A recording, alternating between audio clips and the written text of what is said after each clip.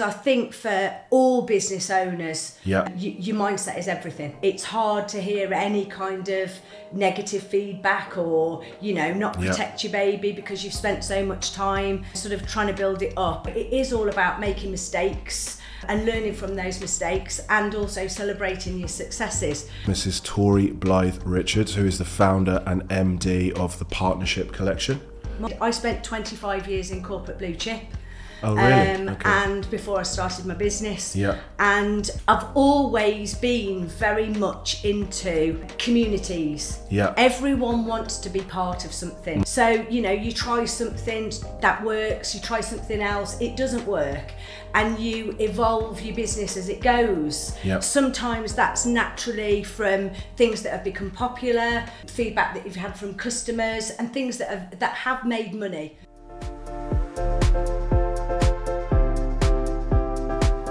Hello and welcome to Founder Stories, the podcast for small business owners. I'm your host, Simon Kalu, and I created this show not only to motivate and inspire, but to give you actionable strategies to take back into your business, shortcutting your route to success. Each week, I'll sit down with real and relatable business owners, uncovering how they've created a business that gives them freedom, creates impact, and makes money.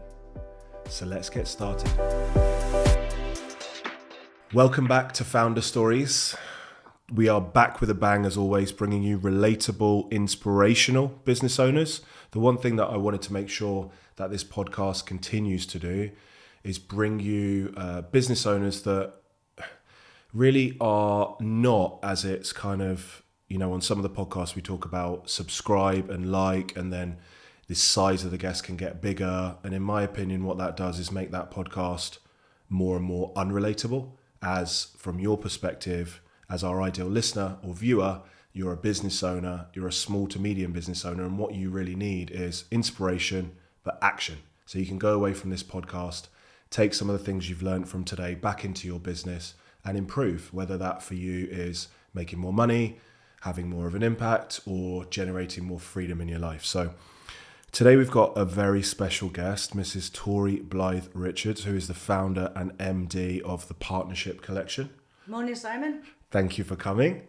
Thank you for having me. Yeah, no worries. It's a pleasure. We'll get straight into it. Tell me what you do. What is the Partnership Collection? And then we'll kind of reverse back to how you got to where you are now. So predominantly we are a private members club.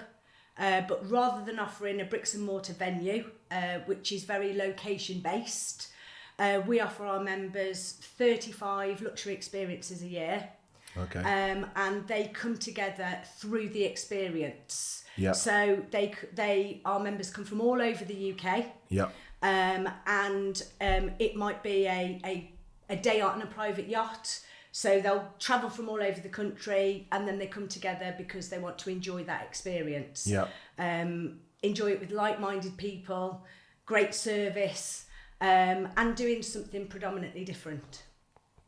So is it for the purposes of networking and sharing business and people selling to each other, or is it social? Like, what's the ideal? Couldn't be further from the truth. I think that there are so many ways these days that you can do business, get business, network, meet people through business forums. Yeah. There's not that many avenues for my particular type of member to meet new people. Yeah. It is a very lonely world, right? Like it is. Hence why I started this podcast originally, was to sit with an actual human being and have Absolutely. a conversation. Like, I get that you're speaking to actual human beings when you're on email or you're behind Zoom, but it's not the same thing, right? Not at all. Not at all. I think my particular type of member are all self-made entrepreneurs and business owners. Okay. So they've started a business from scratch. Yeah. And they've spent years building it up. Particularly, I think what people tend to forget is there are always two people One is predominantly the entrepreneurial driving force. Yeah. And the other one, which is I call the wind beneath the wings. Yeah. The one that drives that person forward, looks after everything, perhaps at home or, behind the scenes. Yeah. And they're such busy people. They look after everybody from customers, team, colleagues, but they're not very good at rewarding themselves. Yeah, and also I guess spending time with that person. Sometimes I find myself... Absolutely. You're on the business, and maybe you've got a growing family, or, you sometimes then find it difficult or feel guilty if you're spending time just the two of you. Social life becomes bottom of the list. Yeah. So the club allows people to have something that's really nice in the diary 2 or 3 times a year. Yeah. That's completely organised for them. So one hasn't got to have the hassle of sourcing it, organising it. We do all that, so it makes it an enjoyable experience. Yeah. And then they turn up and there's other like-minded people that they can socialise with and make friends.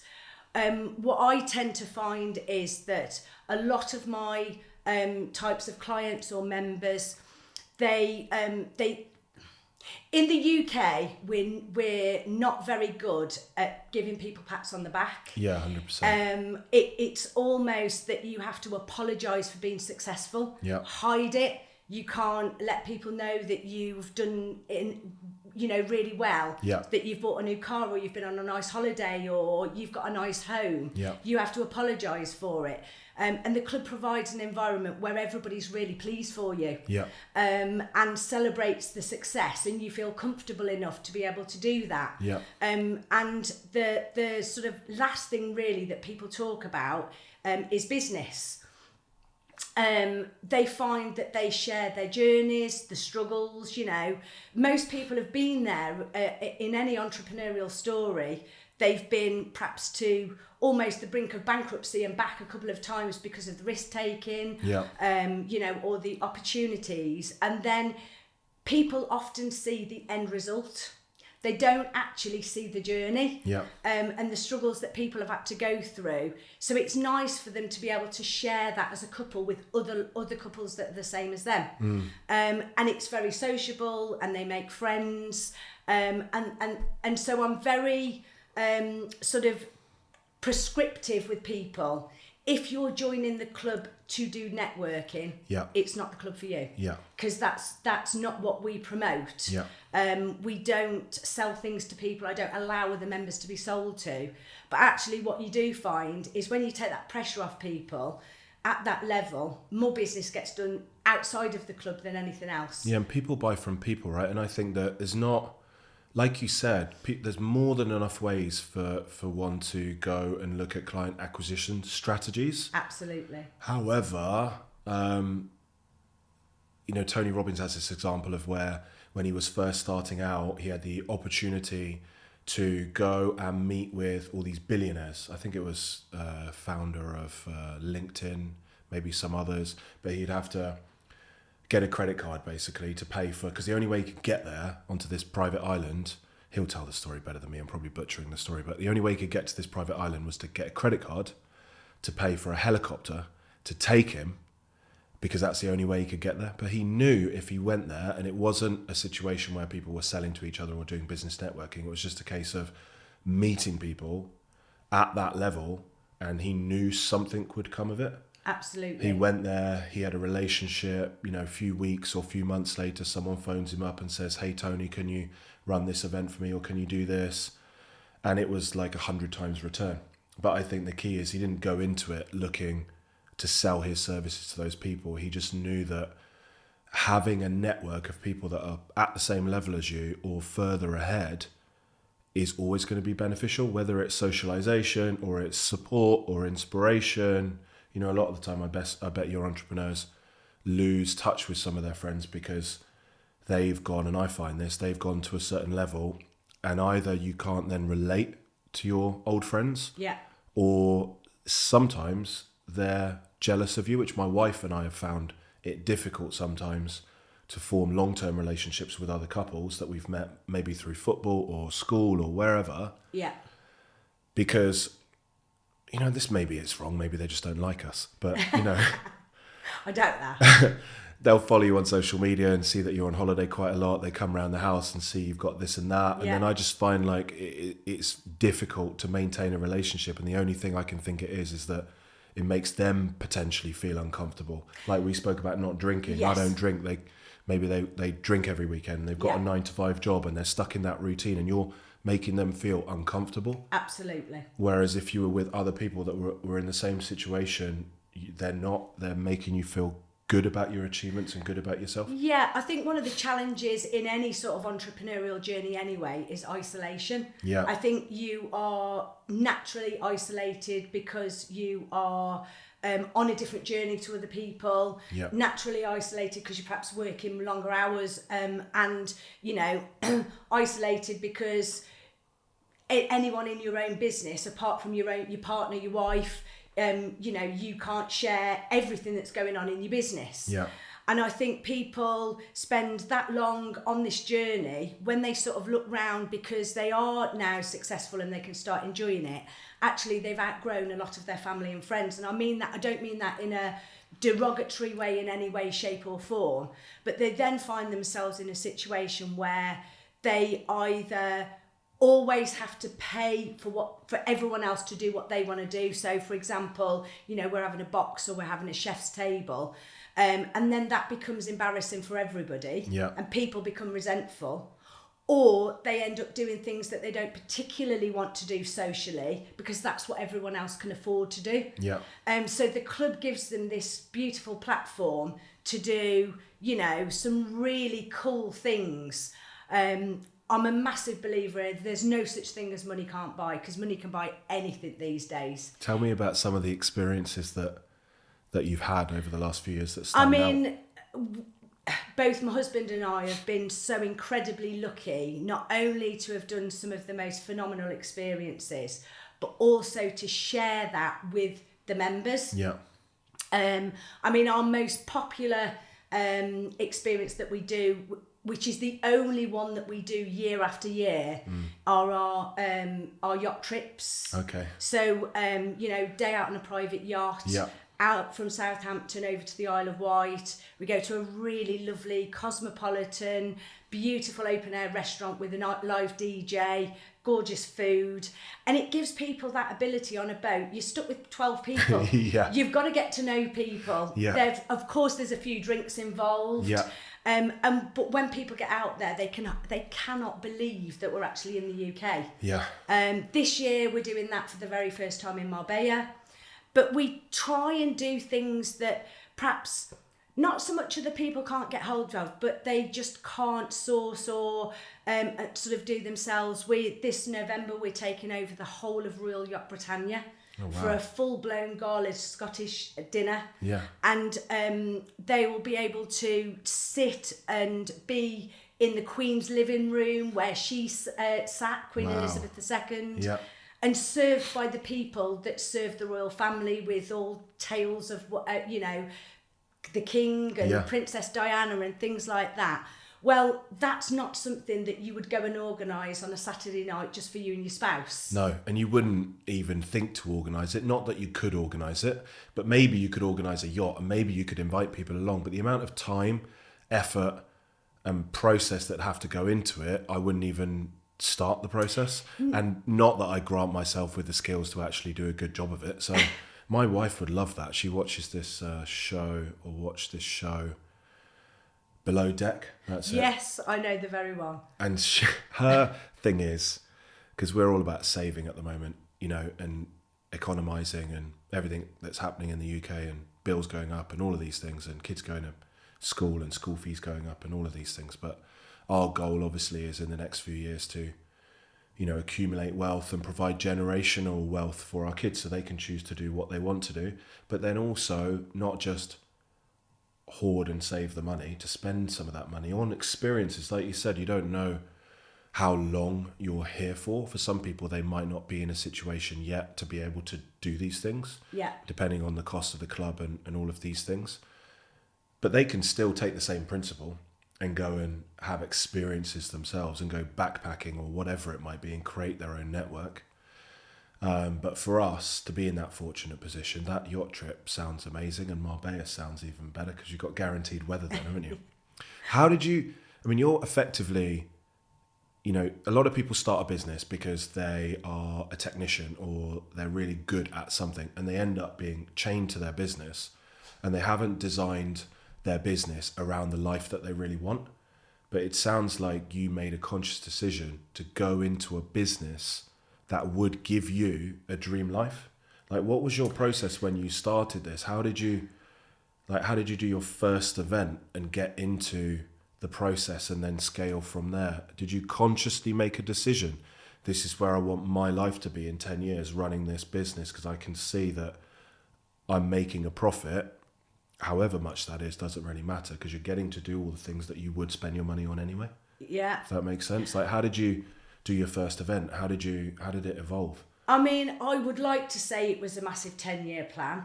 But anyone that knows me knows that I'm not that kind of a person. Yeah. And I think, like all businesses, it evolves. So, you know, you try something that works, you try something else, it doesn't work, and you evolve your business as it goes. Yep. Sometimes that's naturally from things that have become popular, feedback that you've had from customers, and things that have made money. Yep. So, you know, it is all about making mistakes and learning from those mistakes, and also celebrating your successes.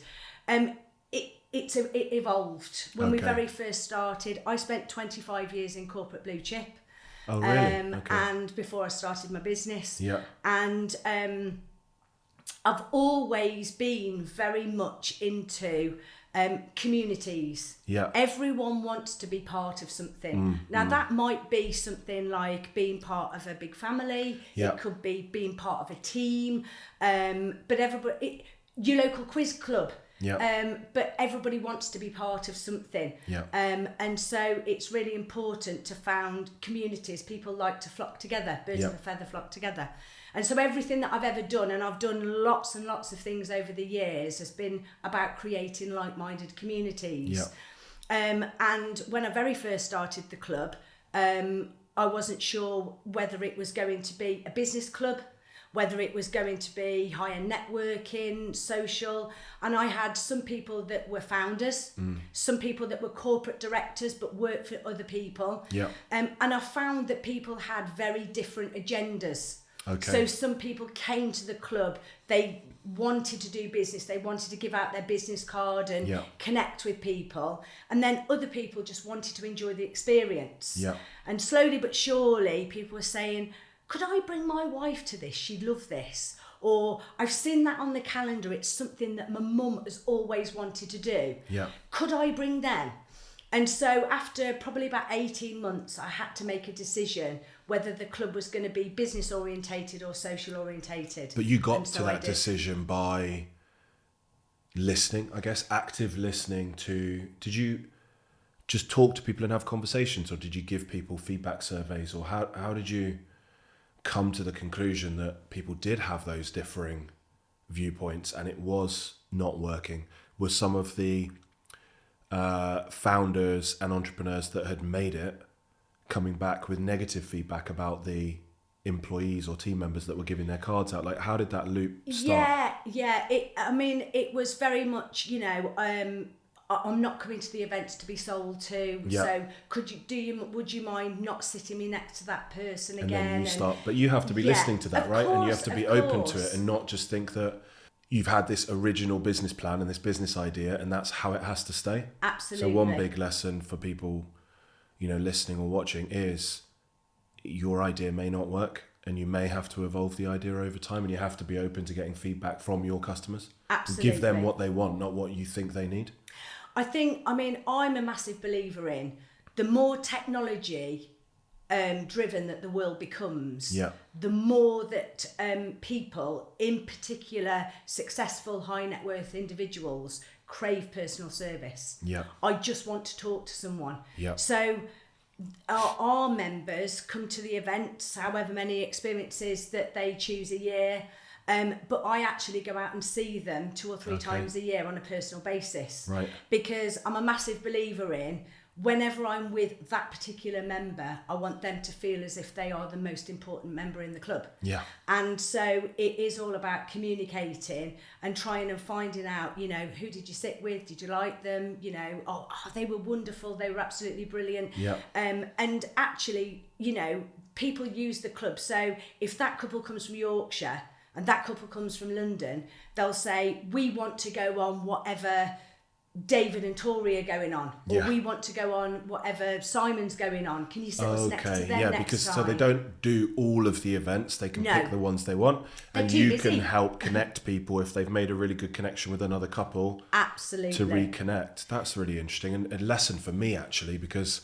I'm always thinking about, and I do this to a certain extent, but now you've reinforced how important it is. Look, we've had clients who've been with us for 10 plus years. Yeah. And some of them, when we were in London, I used to go and visit once a month to go through their financials with them. But maybe now I haven't seen them face to face for 5 or 6 years. But really, based on what you've said, actually, in 2025, I'm going to make it a point to go through those probably bigger clients, because it has to warrant taking the trip and sitting down with them and all of these things, and go and actually sit with them and get face-to-face feedback and what do they want from us over the next year, and is there anything we can do to improve and all of that stuff? Because it's very different to just pinging off an email. It shows that you are making an effort and you really care. Absolutely. Which is another lesson for anyone running a service business, or I guess even if you're selling a product, picking customers that maybe are some of the, you know, I buy all my clothes from Represent, this UK brand, because just like your members like you to create events for them, I want simplicity and efficiency in buying clothing. So I know this brand, I trust this brand, I buy it. They have a reward system, and I've got all the way up to platinum. But what they could do is pick the platinum people that spend more than, say, $5,000 a year on their clothes, and go and get them together and ask them, what do they think? So if you're selling a product, it can still apply. I mean, I think the thing is sometimes we're asked for feedback in a digital way by everyone out there. You know, you're asked to rate your every driver when he delivers your parcel, you know, constantly. And I think it's people are asking for reviews and things like that. We have to be very discreet. I don't disclose who are members. You know, we've got a small testimonial video on the website, but it's not really there more than anything to endorse us and the product, because everything that we do is word of mouth and customer referral. For us, it's more about people. Am I going to fit in? Are they going to be my kind of person? You know, most of our customers will say things like, well, that's a calendar for posh people, but I'm not posh. So it's making sure that there's going to be relatable people that, like I said, have been on the same journey as them, like the same things as them. Yeah. Because people automatically think that just because the event's a luxury, that there is going to be really posh people there. Yeah. And anyone or snobbery. Absolutely. Yeah. But anyone that's met me knows that I'm definitely not posh and definitely not like that.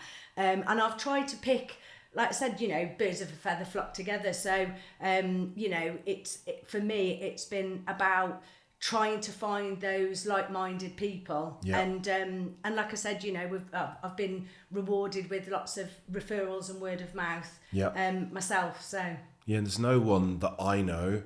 I'm sure there is, but there's no one that I know in the UK at least doing what you do, with the focus of it not being primarily to pass business, and it's actually has identified a gap, which is another lesson for people, to try and not create a product or service because you think that it's there. You have to prove that there is a gap for people. And I guess, well, one of my questions actually, to come back totally unrelated, is if you've been 25 years in Blue Chip and being a team member, how did you make that decision to then go and work for yourself and be an entrepreneur? I mean, I've always been very sort of entrepreneurial, don't fit the mould, sort of, you know, what's the saying, round peg in a square hole, that type of thing. And working in any environment that's been entrepreneurial and creative driven, so in other words, you're allowed to have an opinion. I've always been really good, and perform really well. But if you try and put me in a very political environment where, you know, everybody says what they think people want to hear, that's not perhaps the environment for me. Don't get me wrong, it is really, really hard. I mean, I can remember getting to the end of the first year and sort of saying, what do you mean I'm not a millionaire? I couldn't quite believe that I hadn't made it after the first year. Yeah.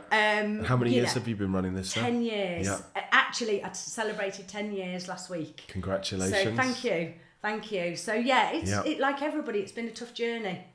I think once you get outside of that 10 years as well, you're almost that gladiator that's in the ring that nothing can kill. Because 97% of businesses, I think, fail within the 10 years now. Absolutely. And I don't believe it's a case of, okay, after that point, the longer you stay in, the likelihood goes up. I think there's a certain point that you can get past where you've got the foresight to your future cash flows. You understand based on what's happened in the past. I mean, it's all about financials in my view. You know what's happened over the last 10 years. You know how many members you've got. You know what your outgoing costs are. You've learned to not spend too much money to balance your books, and if things happen and change, you adapt to them much more quickly. You've become much more resilient by that point. So I think that stat almost makes it seem like outside of the 10 years, you get more and more and more likely to fail. But I don't think that is the case. I think there's a tipping point where those businesses then go on and succeed, but they have to keep evolving. Like it sounds like for me, you're always listening for how you can make things better. I mean, it's like anybody, isn't it? Your business is your baby, and you know it's hard to hear any kind of negative feedback or not protect your baby because you've spent so much time sort of trying to build it up. I mean, I'm so incredibly lucky to have a very loyal following of members. I've still got my original 2 members that opened the club with me 10 years ago. Wow. And that's real testament. In fact, actually, I only went to see him in his office in Edgbaston this week. That's so rare, because I know my first ever client was probably my wife, actually, and I've still got her, so technically I've got her. But the other 2, one sold up and moved to Australia, and the other one sold their business recently. I won't say who it is, but moved away from us over a period of time just because we became friends, and then sometimes you want to separate friends and being your accountant. Absolutely. But to have the first 2 just shows. Yes. Because they're not going to keep paying you, even if they are affluent and wealthy. Probably people who are affluent and wealthy want to account for return on investment even more than people that aren't. They're less likely to waste their money, right? Yeah, they are very value driven. Yeah.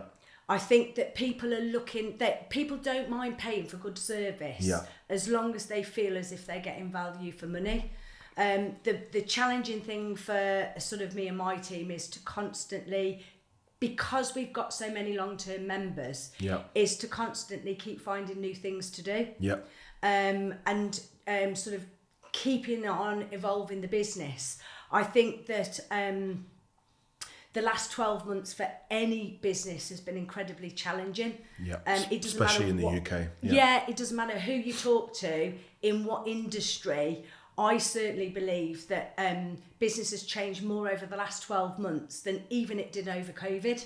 I totally agree. We're finding it for us, and I believe we have a unique service offering, and our clients, it's never been this hard to convert prospects, to bring them on board. People have never been this driven to understand the return on investment and not lent more into trust and testimonials for whatever reason. And it's weird, isn't it? Because you'd think that around COVID time, or post-COVID, when everyone was really pinching the pennies, it would be then. Now there's some economic growth. One would have thought that it would become easier.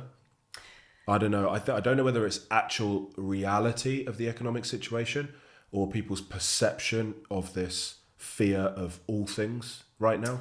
Whether it's like personal safety or the economy or millionaires leaving the UK or what's going to happen. It's just general uncertainty, isn't it? I'd say. I think since 2007, I think most people that have been in business a long time, I think that they understand that there are recessions every 19 or 20 years, changes to the economy.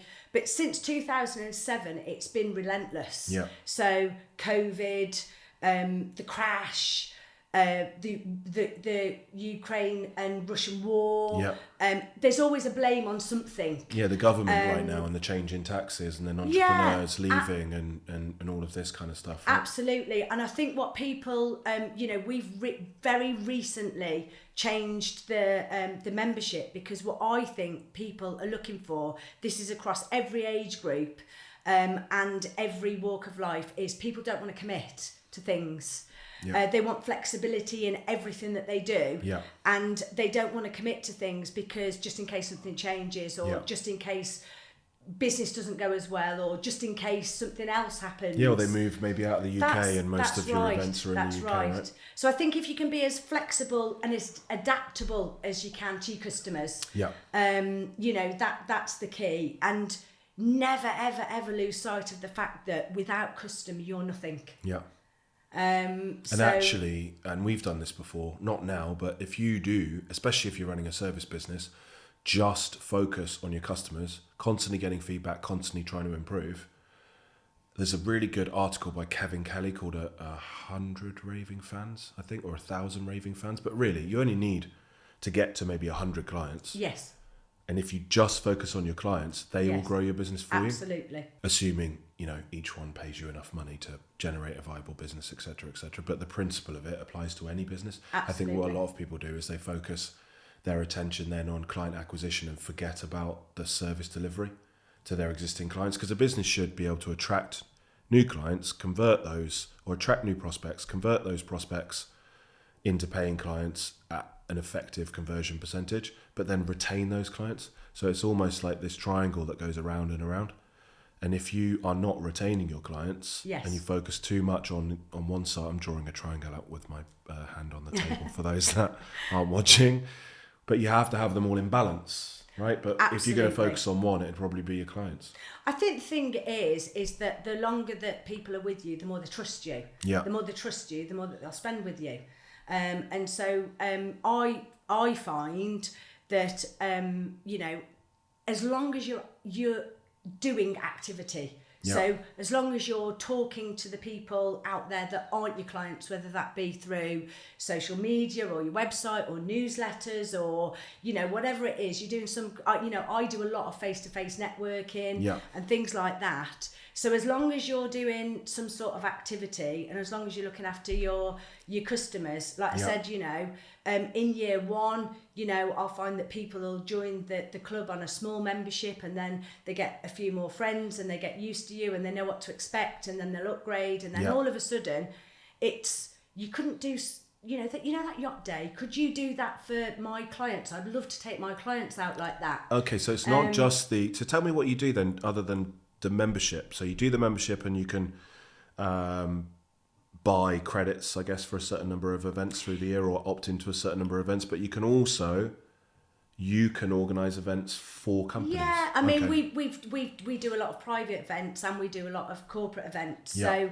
So we've done everything from celebration birthdays and stuff for people's kids. I don't mean like young kids, like 21st, 30th, 40th, that kind of thing. So private parties, because a lot of my clients are very private about their home life, and also lots of stuff for companies, from great big award ceremonies down to, I think because I'm quite creative, it's about understanding how you can get the best return on investment for out of a private event, because there's lots of corporate hospitality out there. I was talking to somebody yesterday at an event, and they'll find that they might go and buy, I don't know, a box, say a Premiership football match or rugby or cricket or something like that. And because of the level of people that they're inviting, they'll invite them perhaps at a weekend, on a Saturday or that kind of thing. And because those people are getting invited to lots of things, from charity events and golf days and all sorts of things.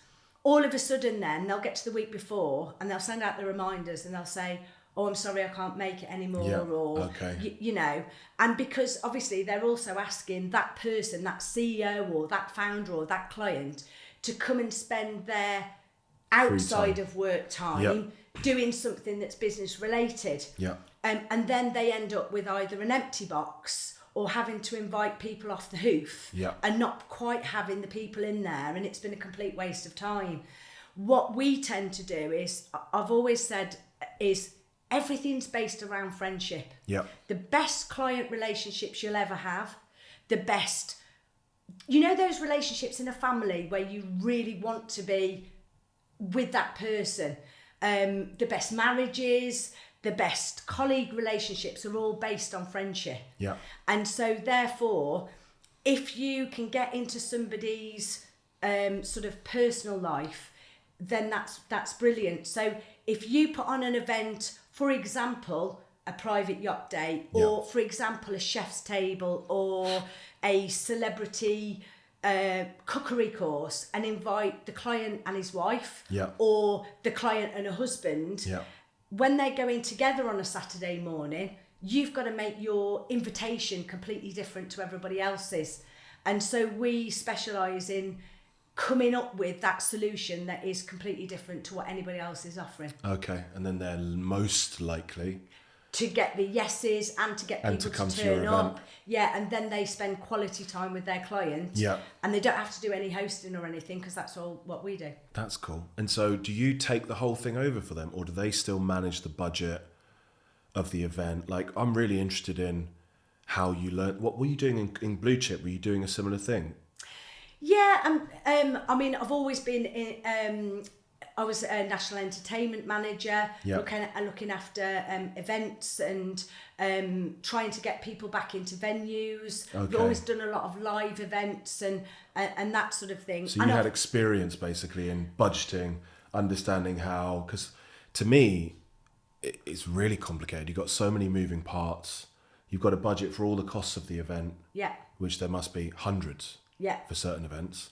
Then you've got to make sure you put enough of a margin on to make your profit.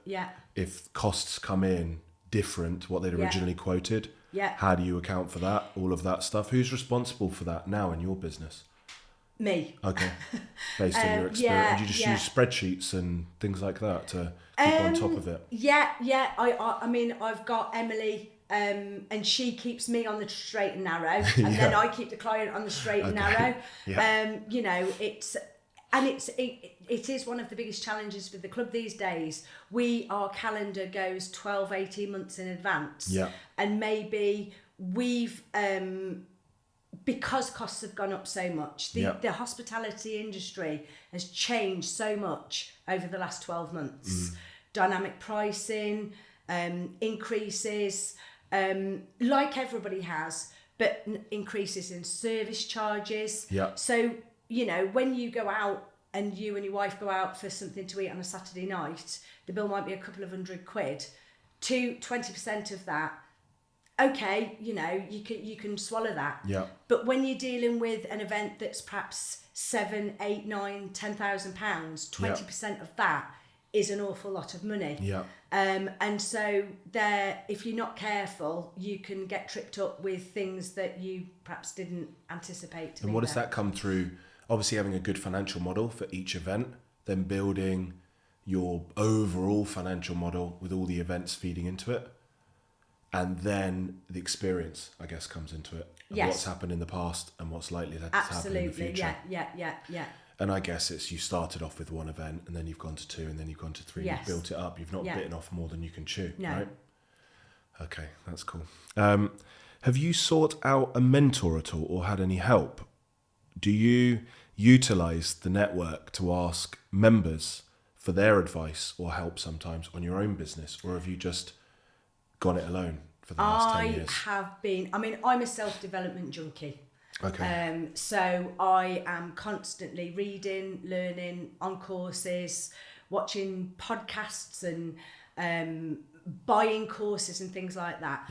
But I have been so incredibly lucky over the years, whether it be a higher power, the universe, someone looking out for me, to have so much support. It's been unbelievable. Probably I'm a little bit guilty of not just listening, but reacting to an opinion. Okay. So if somebody might give me some feedback, I will react straight away. Yeah. And some of my team, and I have a coach every week, and my team will go, whoa, it's one person's opinion. Okay. If it was all of the people's opinion. Yeah. So I'm launching something new in April. And one of the things that I've learned is we're putting in a focus group. Yeah. So that we can try out ideas and prices and branding and all sorts of things to a bigger audience, because I will react quite quickly to things. Yeah. Like I said, if I perceive because it's your baby and you take it personally and it's a reflection of you and all of these things, right? Yeah, but because a lot of the members have got such much bigger businesses than me, I automatically, I suppose, put them on a pedestal and think that their opinion might be the right opinion, instead of sometimes going with my own gut feeling. Yeah. But like I said, the support and the mentoring that I've had over the years has been phenomenal. And you do have a business coach every week now? I do, yes. What does that give you? Is it primarily insight, or is it actually accountability, or a bit of both? I think it's a bit of everything. I mean, I'm not a naturally habitual person. Yeah. And the first thing that my coach did with me was that I call him at 8:30 every Monday morning. Okay. Now that's not 8:29 and it's not 8:31. It's 8:30 every Monday morning, and it's now automatic. Yeah. And it gives me focus. He brings me down to earth sometimes, because obviously I have probably 20 ideas a week. 19 of them might not be so good, and one of them will be great. Yeah. And also as well, I'm a very hypercritical person of myself. Yeah. So sometimes he'll say, I think you need to celebrate your success a little bit. Yeah. Celebrate what you've done, what you've achieved. And so it's just been, very, very supportive. Yeah, I think for everyone, they should have a coach of some sort or a mentor. You can go for periods in between having them. Like, we were a part of a mastermind in the US, and we'd fly to the US 3 times a year, and we got to the point where we'd learned so much we didn't have enough time necessarily to implement. I think so now I'm having a gap in between, and that was a group coaching model. Yeah. Actually, while you're talking about it though, I'm thinking to myself, even in the gap of learning things, just having a coach for accountability and what are you doing this week and what did you get done this week and what could have been better, and talking to someone. So I have a therapist through BetterHelp for my personal issues, problems, whatever it is, and I can speak with them every week. Yeah. And what I find I do is I'm able to debrief the week, what went well, what didn't go well, what do I want to talk about on that particular therapy session. Once I've been through all the main things, I can then get help from them, like cognitive behavioral therapy, coaching, things like that. But just having that checkpoint, and I have that for my personal, like bodybuilding as well.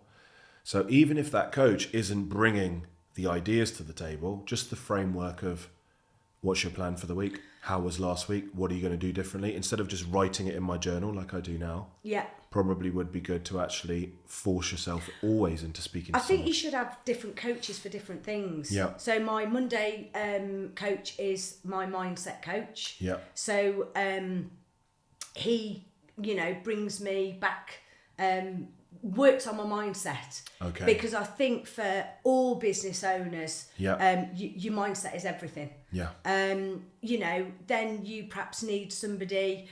I think it's about trying to understand what your weaknesses are. Okay. So my weaknesses are finances, discipline, spreadsheets, or that kind of thing.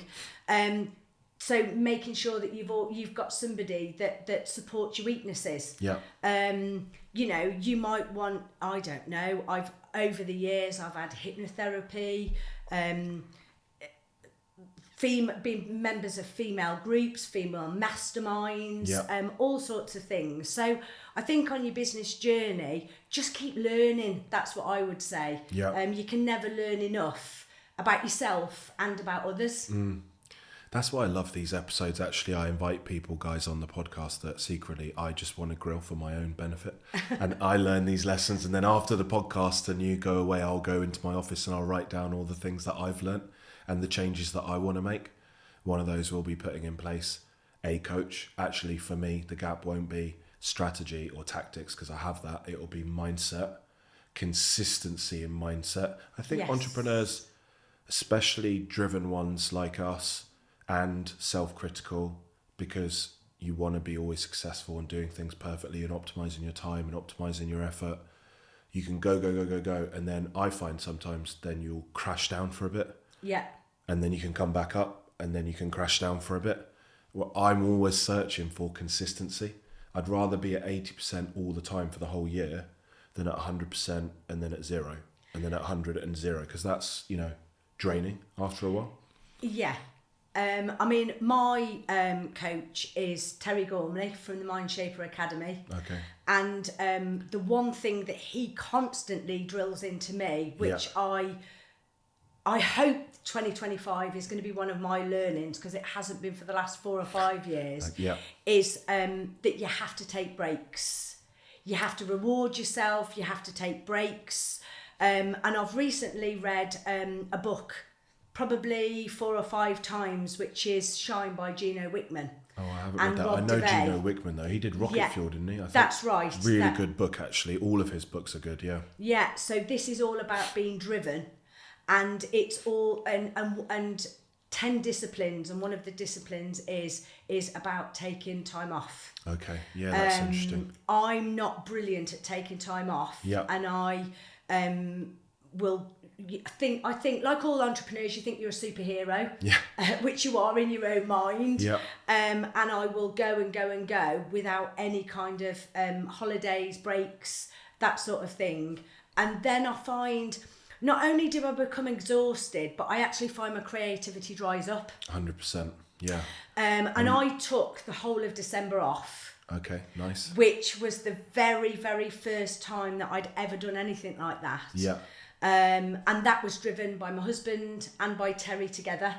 And I have come up with the most fabulous idea for 2025.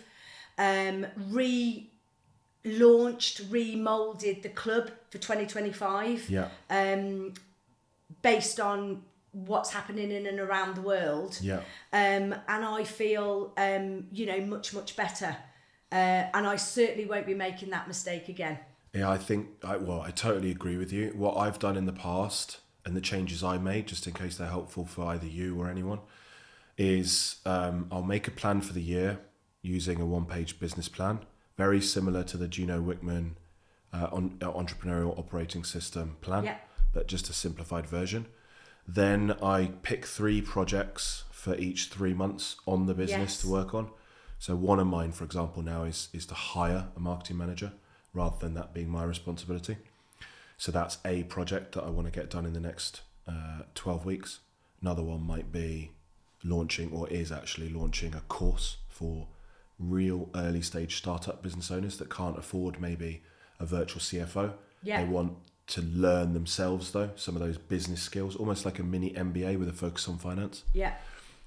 But what I'll do is, instead of working, which I used to do for the 12 weeks, and then going straight into the next set of projects, is I'll work for 10 weeks. Then I'll debrief the progress on the projects. Does it need rolling forward to the next quarter? Did I complete it? What could have gone better? And then in the last week of the 12 weeks, that's totally off from on the business stuff. So I might not take a holiday. I might just do an hour or 2 a day on the critical things, but I don't do anything above and beyond. In an ideal world, though, I'm taking a holiday every 3 months. So that worked great. But then what I realized wasn't working great, my kids are 10 and 9, is that didn't necessarily fall in with the school calendar. And so I'd be, a week 7 in my project, wanting to work 9 to 5, and my kids are off on half term. My wife's taking them out to all these, doing all these cool things, and I'm not a part of that. Yeah. So what I've decided to do now, and I've started doing, is actively block out the half terms as well. You can't take the whole summer. I mean, the more you pay for kids' schooling, the more holidays they have. This is what I found. So you can't take the whole summer holidays off. Yeah. But in a way, I want to get to the point where every time they're off school, I'm only doing a couple of hours in the morning, and then I'm off for the rest of the day. Yeah. And then when they're at school, maybe I'm working longer hours. Yeah. And I'm working Friday again, which I never used to. And there's a trade-off there. So I think it depends. If your kids if you have no kids, you can do the simple quarterly system or some other system that works for you. If you've got kids, actually, you're trying to work from home and they're on holiday and you run your own business, why not just work harder when they're at school and then take a bit of time off if you can? Yeah, our son is 28. Yeah. So... wipes his own bottom. Yeah. Oh, I'm not quite sure actually. I believe you and me, it doesn't get easier. No, we've just helped him to set up his own business in the last year. What does he do? He's a structural landscaper. Okay, so cool. He does big garden makeovers and things like that. I know more about construction and groundworks and that sort of thing now than I ever did. But it's been incredibly rewarding to support him, help him, and sort of, he's certainly done a lot better than I did in my first year of business. Yeah. But we've only got one son. Yeah. And I've almost been, I suppose, child-free, you might want a better word, for probably 10 years. Yeah. And actually, you need to be more disciplined because you can just work all the time. Yes. Yeah. Like I find that if my wife has gone on holiday or she's taken the kids off for a few days or whatever. Yes. You just go in the office and never come out. Yeah. Well, the other thing is, obviously, we've got an incredibly sociable business. Yeah. So when you're doing lovely things like Michelin star dining and supercar events and all of that sort of thing, they're lovely things to do. Yeah. And it kind of feels like you're on a permanent holiday. Yeah. But actually, you do need to take time to remove your head, put it on a sunbed next to you somewhere, and take that time out that you don't think about business at all. Yeah, and I think people are becoming more aware of this, but there'll still be probably the majority of people listening to this that aren't aware of it and do feel guilty. So don't, and take time off, and actually then come back and realize how many great ideas you had. All the best ideas come. Like the founder of Nike, I watched the film with my kids. So I try and watch inspirational things with them, and then my wife balances it off by watching like Traitors and not Love Island with the kids, but those kind of reality TV shows, which is good. It's good for them to have a balance. Yeah, of course. And he would go out running, the Nike founder, and then that's where he'd get all the ideas and then come straight back into the office in his running gear and write all his ideas down and things like that. So it's a really good bit of advice. Now, what's your routine like then from a work perspective? Do you work 5 days a week? Do you try and create a structure for your day? Do you go to the gym? What do you do to stay mentally healthy? What does that look like now, and how has it changed maybe? I mean, I've spent more time working from home this year. Yeah. As I said, because I'm looking to launch something else in April. What's happening in April then? Because you've teased us with it 3 or 4 times, but we don't know what it is yet. So, as I said in the beginning, I'm a massive believer in building communities. Yeah. And over the last 3 years, the club is predominantly couples. Okay. Yeah. I'd probably say it's 95% couples. Yeah. We have the odd single person who doesn't mind turning up at the events themselves. Perhaps very extrovert. But about 3 years ago, I started to have a look at the single market. Yeah. And I've spent the last 3 years researching into it. It's incredibly technology driven. It's very seedy. It's very sexualized. Yeah. It's when I've been chatting to people, it's quite strange because the dating world is certainly not now like it was before. Yeah. And what I want to do is go back to basics. Yeah. So on the 12th of April, we're launching It's called Not a Date. Okay. So Cool. it is exactly what it says. Yeah. It's a club for single people. Yeah. That's based in and around friendship, because as we spoke about, that's the basis of everything. And if people come to the club and they find the love of their life, I think that'll be absolutely amazing. Yeah. But like with the club, we say don't come for networking. Yeah. This is don't come for dating. Okay. So if you end up finding a group of really nice friends that you can end up going away for the weekend, or your lifelong friend, brilliant. Yeah. But actually, all good marriages, the basis is friendship. Yeah. So if you start from there, then that's what it's all about. And is it for entrepreneurs specifically? I think it is aimed at professional and entrepreneurial market, probably slightly older market. Yeah. Which is really nice, because actually, you want, probably, if you're an entrepreneur, to find someone driven, intelligent, wants to be their best self. It doesn't have to be that they're also running a business. Like my wife retired, was a dentist, retired at, 30 or something. But she has the hardest job, to look after the kids, to shape them, to build them up too. Like you said, she's the one that the wind beneath enables. The wings. Yeah, I wasn't going to say that. Don't want to give her too much credit. And also, though, when I've got things running around in my head, I'll go and ask her, and she always has something really intelligent to think about, and she'll think of things that I haven't thought about. So it's not like if I was single and I went to that, it would have to be an entrepreneur or someone running a business or working, but I'd want someone that was that type of person. Actually, you find a lot of the time opposites attract. Yeah. So, a very driven alpha male isn't always looking for a very driven alpha female. Okay. And vice versa. Yeah.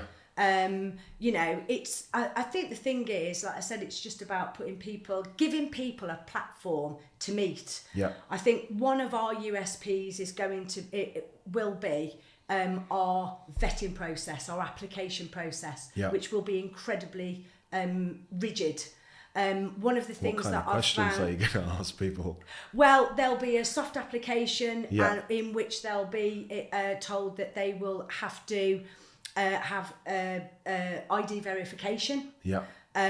We will ask them to submit their social media details.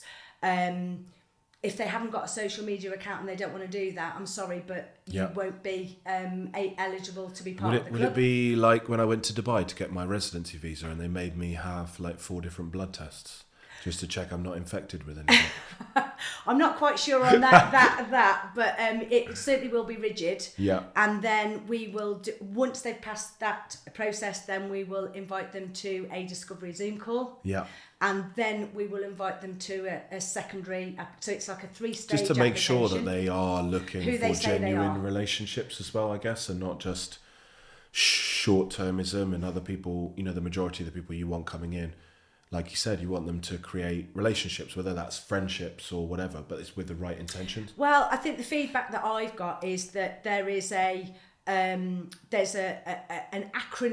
in dating world which is called CBA, which is can't be arsed. Yeah. People have become so disillusioned with with the going whole all these process. hundreds of dates because there is no vetting process. It's just a swipe left or a swipe right. Yeah, I think general human behaviour now, it's catfish, scamming, and if you can get past that and you actually have a conversation with someone, it's whether they're going to send you an explicit picture. Yeah. And then when you actually get to go on a date with them, I've stories about spending all afternoon getting ready, and then you get halfway to the date and someone has ghosted you or texted you to say that they're not coming, or they've left you sitting in a pub somewhere. Yeah. Well, that chips away at your own self-esteem. Yeah. Ghosting has become this phenomenon, I think, in every area of life, business, just say no. Yeah. Just say it's not for you. Totally. That particularly in the dating world, and it chips away at people until in the end they go, do you know what? I'd love to find the love of my life, but actually I can't be arsed. Yeah, and people aren't, like you said, that the whole point of your creation of the partnership collective originally is that people aren't doing that physical networking. It's not as easy anymore. It's about taking all the hassle. Everything that we do is about taking out the hassle and then giving them something really enjoyable, a platform to enjoy it. So that's what we're going to be doing with Not a Date. And so that's going to be launching over the next couple of weeks. So Not a Date, private events, and the Partnership Collective sit underneath this umbrella. Is there anything else that you do within that business-wise? No, those are the main three things, right? Yes. Yeah, cool. I'm going to force you back to my original question. So what's your routine like now? When you wake up on a Monday, obviously at 8:30, is it? You phone your coach? I wake up at I tend to be a very early bird. Okay, what time do you get up? Always before 6. Okay, that's good. Always before 6. Yeah. I don't like rushing around in the morning. Yeah, I've enjoyed getting up early as well, and you just feel like you can approach things a bit more slowly and methodically to get yourself ready for the day. Absolutely. And, as driven as I am, I'm actually quite a traditional mum and wife. Yeah. So, I like to make sure that the boys are off to work and, everybody, we've got a clean and tidy home and all of that sort of thing before I start. And then I presume, the same as everybody else. I'll have a catch up with my team. Make sure that everybody knows what direction that they've got to go in, what the tasks they've got to do, what we're trying to achieve for the week. What are the most important things that we need to get done. My newsletter. I write my newsletter every week. So that's my sort of, it's almost become a hobby. Time spending researching and that sort of thing, and that's my clarity time as well. Being a lot more structured. I try to be out on the road perhaps 2 or 3 days a week, and make sure that I'm working from home a couple of days a week, so I'm probably more structured than I've ever been for a creative individual. It sounds like you're actively mixing up the location, so you're not getting stuck in one place. No. You've got the team meeting, so everyone, including you, gets to verbalise their priorities for the week. Absolutely. Probably a check-in at the back end of the week, or if it happens on the Monday, what did we get done last week? What can we learn? What can we do differently? Do you have a business plan and sort of like quarterly projects like I spoke about in terms of things that you're working on, projects that you're working on? Or is it more free-flowing than that and you just discuss these are the goals for 2025? Like, in terms of what you want to achieve in 2025, is that written down anywhere, or is it just? Absolutely, of course. Okay. Of course. If it's not written down, it's just a dream, isn't it? Yeah. And do you break that goal back down into, okay, this is what I want to achieve, and these are the things I need to do in this 90 days, and that kind of thing? Have you learned that from books, or how do you have your own method of doing that? I think one of the things for me is that although I will be kicking and screaming against process, process is it's the key to business, really. Discipline equals freedom. Absolutely. And one of the things, with the Not a Date, it's brilliant because it's almost given me a clean sheet of paper to say, like a new business plan. Yes. If I was going to start again, what are the things that I would do differently? And the difference with this business is there is a 5-year plan to sell it. So right from the word go, who do I want to sell it for and what do I want to sell it for? So you're working backwards from a valuation model number. And everything can be built out. I believe in building out your financial plan first and then saying, well, if these are the financial targets that I want to hit, what are the strategies? So for that business, let's talk about that, or generally actually for either of them. A business has to attract, which we spoke about, convert and deliver. How did you originally, and is that the same method that you'll use for Not a Date? How will you attract potential clients? I think it's going to be quite different because it's a much bigger market. There's a lot of single people out there, whereas with the club it's quite a unique sort of proposition and quite a unique customer. Okay, so the club might have been more physical networking. With the club, you've got to attract a couple. So you've got to have 2 people that want to say yes. Okay. Whereas with the Not a Date, it is obviously you've only got 1 person. I think there's a lot more digital communication, everything will go through a CRM system, so that we can understand people's behaviours, likes, and there's much more of a matching process. I don't mean to individuals, but to specific events and things like that. There's lots of social media that we can do, video, that sort of thing, and so it's quite a different model. How did you originally get your first 4 or 5 couples to come into the partnership collective? Well, I said to you that I've still got my very original member. So we'd had sort of lots of conversations, and I kept on getting feedback and things like that. So I sort of went away, and I came up with this business model, and I went to see my customer. I'm sure he won't mind me saying who it is. His name's Amo. Okay. And I said, I've come across the put this all together, and I pushed an application form towards him, and he said, brilliant. He said, how many members have you got? And I went, you. And he went, oh, okay. And he sort of signed away on the dotted line, and then, like we're doing with the Not a Date, we had a launch. Okay. So there's a guy called Jeff Walker. I follow his product launch. He's got a very specific, and it's a pre-launch, a pre-launch, a launch, and then the cart is open. Okay. And there's quite a specific model. And again, it will be following the same things. The one thing with starting a membership organisation is you've got to have members. And you've got to get that ramped up pretty quick for an event to happen, right? But some people like to be in it at the beginning. Some people like to be founders. They like to be part of focus groups. They like to give their opinion. They like to support you. In the beginning. And so that's what you do, and then obviously so you ran a big physical launch event, presumably, invited all your network, and then you started getting momentum. Absolutely. And then do you have a referral scheme where you're actively asking them to refer you, and is that how it's then organically grown, or have you continued to run events to get brand new prospects in? I mean, it's a mixture of activity. So with the Not a Date, yes, we will run referral schemes and things. With the club, it's tended to be more organic.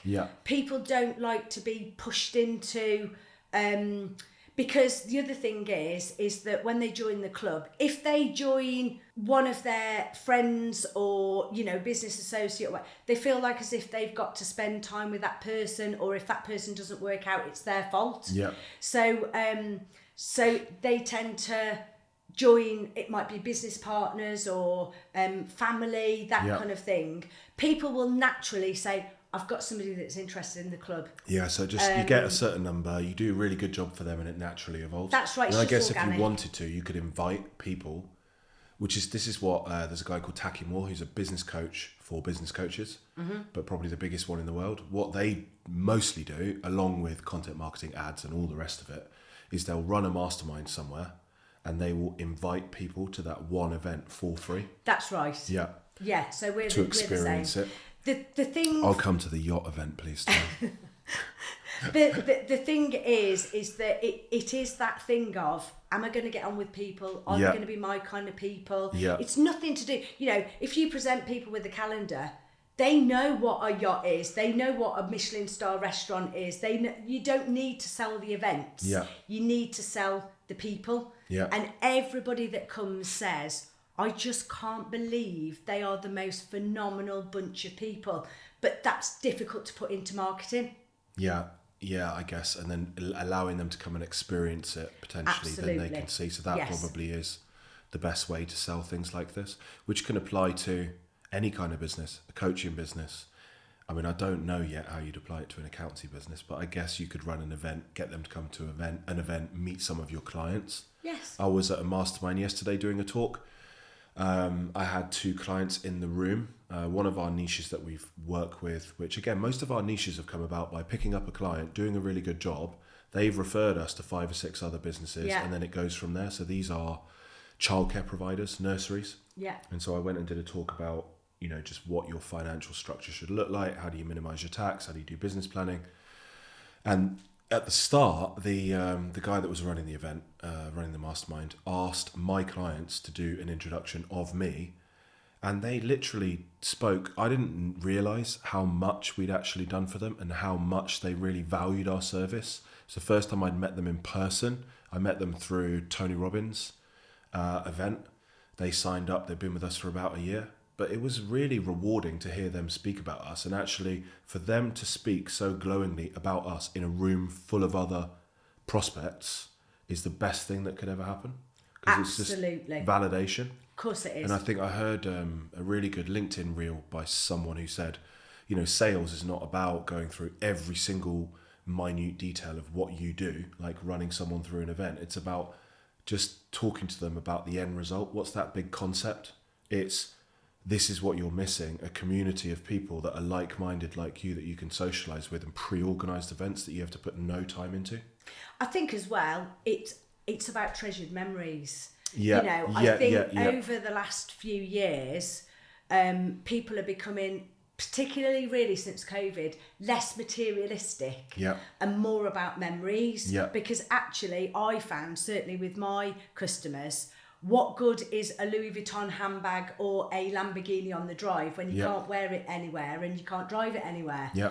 It is all about, like I said, treasured memories. I totally agree. I'm trying to teach my kids that as well. Now, we had a Range Rover outside and I had a 911 Turbo S, and I sold both of them to get Teslas because putting them through the business, it saved me about $3,000 a month probably. Yeah. Which I can put back into now, taking my family away, having holidays, doing trips, having activities, all of these things. Absolutely. And my little one is really materialistic. He's constantly saying, when are we going to get a mega mansion in Dubai? When are we moving to Dubai? And when are we going to buy a Lamborghini? And then I have to remind him that, you know, you don't get fulfillment from material objects. We would be just as happy if we weren't in this big house on a private road and we were back in the house we used to live at. You know, we were happy there, because it's a roof and it's warmth and it's heating and it's space and a nice communal family table and all of these things. And those are the things, the relationships that you make are the things that you'll remember, right? Absolutely, 100%. So yeah, I totally get that. I think though, these days, you know, there is such a pressure to be perfect in every way. Yeah, and do you know what? Yeah, I couldn't agree with you more. I put a post on LinkedIn about people catfishing you on LinkedIn now, in terms of they're taking pictures, changing their face, not just making them look really nice. Like everyone wants a nice studio picture with nice lighting and stuff on LinkedIn. They're changing the shape of their face, making themselves look like a different person. And then when you jump on a Zoom call, it's not like, oh, you look like a slightly rougher version of your picture, which I definitely look like a rougher version of my LinkedIn I'm picture. sure you don't. But you don't even look like the same person. Yes. And that is the first thing that started off this whole conversation on LinkedIn about, this is what is changing now. People are creating this alternate reality for themselves where their life online is perfect. But I think, you know, I feel sorry for, empathise, sympathise with the younger generation because every area of their life is supposed to be perfect. They're supposed to have the perfect home from day one. If they're not an influencer, a sports star, you know, a reality star, a model, it's not good enough. It's not good enough to be a hairdresser or a chippy, or, you know, it is good enough. Yeah. And like I said, you know, every area of their social life's got to be perfect, as well as them being perfect physically. Yeah. That doesn't make you perfect inside. Yeah. And so because they're under this pressure to be perfect, they're actually looking for the perfect relationship partner, and it doesn't exist. And I think that's why so many relationships fail, because they're looking for perfection. Someone said to me once, sometimes good is good enough. You know, I think it was the same in business as entrepreneurs. Yeah. I can't do that till my website's perfect. I can't do that until the podcast's perfect. I can't do that until I get here or get there. Sometimes just do it. Yeah. Just launch it. Just do it and learn along the way. Yeah. It won't all. You don't need to wait until it's all perfect. Yeah. But unfortunately, that's, you know, with social media and everything, that's how kids are taught these days, that material things, and as you get older, you realise that's not what life's about. Yeah, I think you still have to go through the process of having them. I definitely went through the process. When I met my wife, I had 40 grand of credit card debt and she had 100 grand in the bank. Yeah, that's another story for another day. But I was into buying material things that I couldn't afford in order to create perception to other people that I didn't even know that I was successful, you know? And this is even at university before I've even got a job, you know? Crazy. Where does that come from? I'm not sure. But you get through that and then you get to the point that I don't care what car I drive to school for the pickup, but I see people driving in their Ferraris to pick their kids up from school, going over the speed bump so slowly because you can't really drive that car around here and you can't speed anywhere. So it's a total waste of time other than the fact you get to show off. But what you're really doing is showing people that your ego is driven by those things. And actually it's the people that turn up in Teslas or just couldn't care less that actually probably more likely are the ones that have been through that and then made it to the other side. Absolutely. What have been what's probably your number one, I mean, we could talk all day, but I'll try and start wrapping up. What has been probably your number one struggle over the 10 years that you've had to work through in your business? I think there's a couple of things. I think cash flow is always a struggle for entrepreneurs. Yeah. You know, and it's one thing that I'm trying to teach Joe at the moment, because you can have the best business in the world, but if you've run out of money... Is that your son? Yes. Yeah, 100%. And yeah, that is why businesses fail, because absolutely. They can't see accurately what's coming down the road enough. Something comes, it wasn't foreseeable. They don't have maybe the right financials or the right credit rating or whatever to go and get funding to get out of the hole, and then they're done, basically. And you know, I think I said it in my newsletter last week.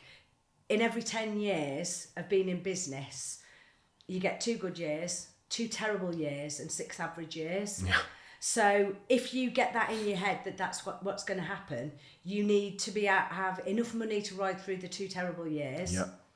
Have enough money to celebrate the 2 really good years, and be putting the money away in the 6 years that are just average. Okay, so you need to, let me just unpack that a sec. So you need money aside to take advantage of the good years, because let's say in those good years might be the first years when Facebook ads came out, and you need money to invest in that that works to get the momentum. Then you've got the momentum, Facebook ads start not working or they become very expensive, but you've already built up cash reserves. Now you need to hold on to that for the bad years. Yeah. And then the average years, you just need to manage your cash flow effectively. Absolutely. How have you done that then? Have you just learned to get on top of your numbers and forecast cash flow rather than just looking at what has happened in the past? Like what have you changed? Yeah, I mean, I had a mentor that came on board with me a couple of years ago, and every conversation, you know, I'd want to talk about the ideas and the sales and all that sort of thing. And first question he'd go is, how's the cash in the bank? Yeah. How's the cash in the bank? And I'd say, and he'd go, no. How is the cash in the bank? Yeah. So it's constantly keeping on top of that and not getting ahead of yourself too much when times are good, you know, and somebody comes along and says, do you want to sponsor this event for $3,000? Or, you know, do you want to take on board a social media guru or whatever it is? All of a sudden, actually, lots and lots of those little things mount up, and then all of a sudden, you know, you're out of cash. Yeah. So it is keeping on top of it. Yeah. And having some really good financials in there. Yeah. But definitely not getting ahead of yourself and spending when the times are good. Totally agree. I mean, I've done that. I don't take my own advice. So I've had really good years and then gone and spent it all by building the team up too fast or engaging in things, multiple things at once. So my advice would be, it's okay to take the social media guru, but don't take them and this ad funnel person over here and this LinkedIn strategy over here and this thing over here. Do the one thing, get a positive return on investment, get that working and automated, and then move on to the next thing. Yeah, I think naturally, you only analyse your business when times are tough. Yeah. So, you know, you'll get, And it's the little things. So you might sign up to something that's only $50 a month, or, you've got, I don't know, a few Adobe licenses and an extra mobile phone that you're not using and those sort of things. And then actually, when you add it up, it comes to sort of £500-600 a month. Yeah, which and is then another holiday. Absolutely. So I think it's analysing what you're spending all of the time. And staying as lean as possible. Absolutely. Yeah, it's really interesting because so for the first 10 years of our business, we grew by between 10 and 30% revenue growth every year. The last 2 years, we have not grown revenue really. No. It's gone up a little bit, but not by 10%. What we focused on was operational efficiency, getting ready to scale, redoing our products. And we did exactly what you did, line by line. How can we get as lean as possible? Absolutely. We restructured the team now, so 80% of our team is offshore. It's only the client-facing senior people that are in the UK. Got rid of our offices, just everything. How can we be lean? How can we be lean? How can we be lean? And our net profit margin went up by 25%. There you go. Same business. Yeah. Clients are happier. So yeah, totally agree. And what would be your 3 keys to success? You've been very successful. You've got a great business. You're launching new things. Really great work-life balance. Like, it can be a repeat of something you've already mentioned, like have a coach, for example. Doesn't have to be something new. But what would be your 3 keys to success? I think don't beat yourself up. Like I said, sometimes good is good enough. You haven't got to be perfect. Yeah. The 80-20 rule. Absolutely. Never, ever, ever give up. Yeah. And that's tough. Honestly, every entrepreneur, you need to accept that there are times that you will fall completely out of love with your business. Yeah. As nice or as glamorous as it is, it's tough. And share it. Share the good times and the bad times. Yeah. Be honest. We live in a very superficial world, and you meet people networking, how's business? Oh, so busy. Actually, they're not. They're probably on their knees. So there's quite a fine line between being negative, but actually it's okay to be honest. Yeah. It's not always good, because sometimes a problem shared is a problem halved. Yeah. And you'll get good advice, and you'll be able to pick each other up. Yeah. And find somebody to share things with. Which is having a network, right? Yes. And if people, we haven't spoken about, the cost of investment of the collection. Obviously, I'm assuming that this is for people that have success and have a reasonable amount of money to do these things. For them, and for me, for example, it's obvious why this would be a good thing. If you've got people that are at an earlier stage, maybe their business is only making them 5 to 10k a month in profit, what would you suggest they do to create a network in the meantime, if, say, the partnership collection isn't something that they can afford right now? What would you recommend to business owners to build a network? There is so much out there. I think it depends on whether you want to be part of a network that's industry related. Is it something that you want? Is it a business focus, or is it a social focus? So, there's lots of female networking groups out there. I'm not so sure if there's as many all male networking groups out there, but I think find out what it is, what's important to you. Okay. What makes you tick, and what do you actually want to get out of it? Yeah. Because you can do anything from masterminding to local networking groups to breakfast clubs to gender orientated to interests, but just be part of something, because you never know that person that you're talking to, you don't know who they know. Yeah. And they always say, if you dig deep enough, you're never more than 5 people away from the person who you want to get to. Okay, that's interesting. Yeah, and I do think it's about having conversations. I've been having more and more conversations recently and being more open. Like Absolutely. We spoke about off camera, actually. I started the podcast, and it still is primarily to create human connection. But now I'm saying to people who come on, this is what we do. This is how we can help. If you ever need help in that area, please let me know. If you know someone, because we're looking to grow with the right type of prospective client, please recommend them to me. Here's the referral system that we have, and just being open about it instead of not asking, because if you don't ask, you never get. And I did that on 2 calls yesterday. One of them actually then is booked in for a tax review because we found out that they're overpaying taxes.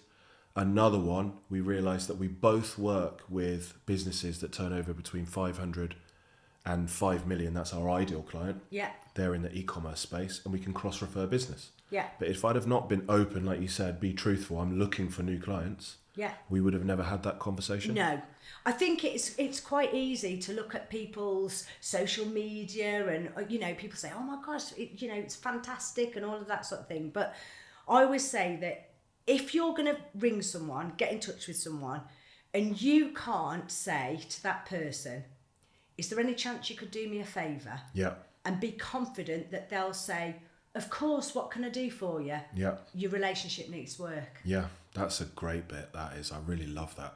And actually, it's not, I've been thinking in my head of this, I must have got it from a movie or somewhere where the person says, always be closing. For me, I'm not salesy, so it's not about always be closing, but I want to change in 2025 to maybe always be opening a conversation and putting it on their radar.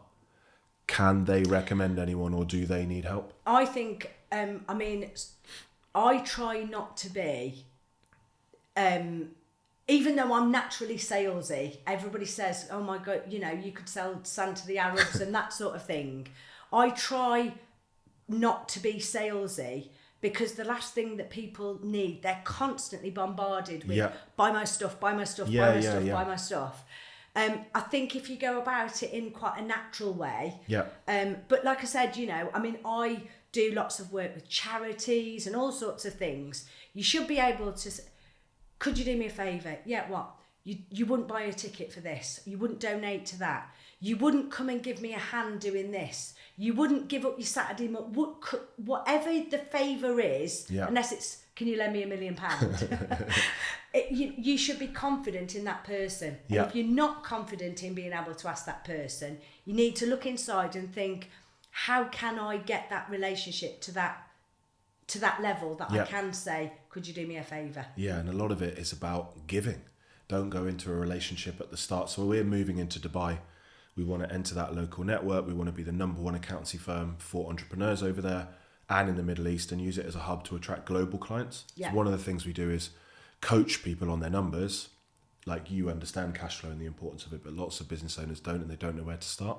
So it doesn't matter if they're in America or Mexico or Canada or Dubai, for example, especially places where they don't need to file taxes. They don't tend to pay any attention to it. So they're trying to run their business from their bank statement.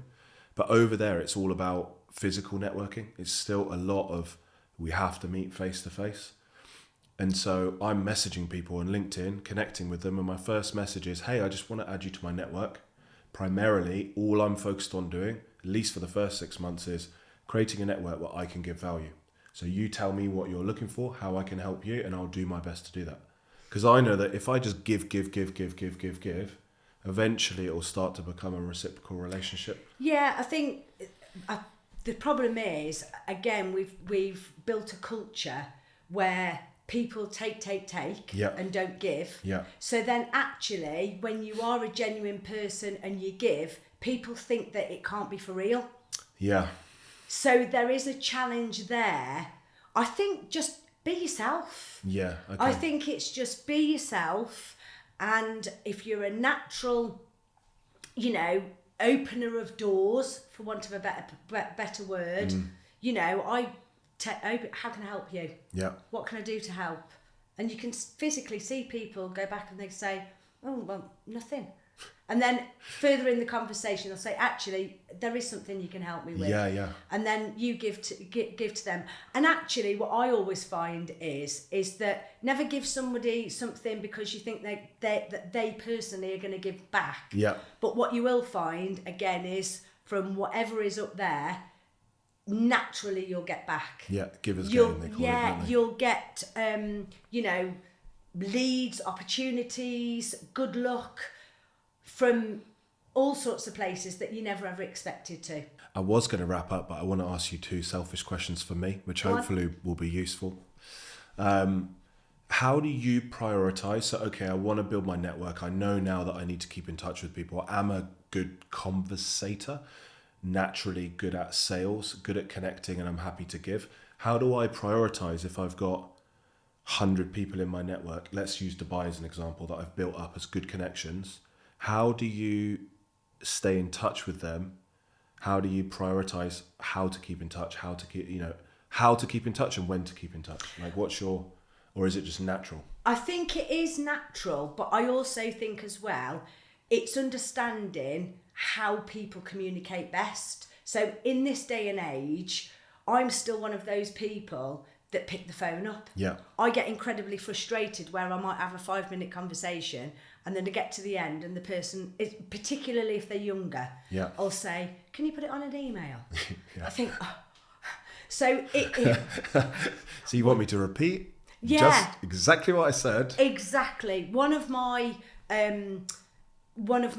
questions is always, how do you like to be communicated with? Some people find like WhatsApp, some people like text, some people like phone, some people like video. So it's trying to find that out. But I still am a massive believer in, you will build more relationships face to face. The more time you spend with people, the more trust comes. And start with a friendship.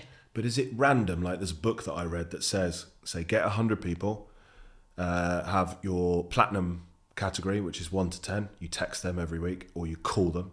Then you have 10 to 30 who are like your gold network members. You might say text those or email them once a week. Then 30 to 100, you just invite them to your monthly event that you're having, for example, because you can't phone everyone, can you? No, you can't. You can't phone everyone. But or is that too process driven for you? It's. I mean, I use all my time in the car, so I'll start at A and work my way down. Okay, fine. You know, and just randomly. Oh, I haven't spoke to them for ages. I haven't spoke to them. Okay, so yours is much more natural, right? I'm a very process driven person, so I need a system. Yes. Okay, you answered my question. Second question. We're going to Dubai. We want to enter this market. There's only 2 accountancy firms that are really delivering to, English speaking entrepreneurs that have gone out there to start a business. How would you launch over there so that you get to the forefront of the mind of as many entrepreneurs out there as possible? My idea was start with a mastermind dinner, like in a room like this. You guys can't see the whole room, but there's 8 chairs.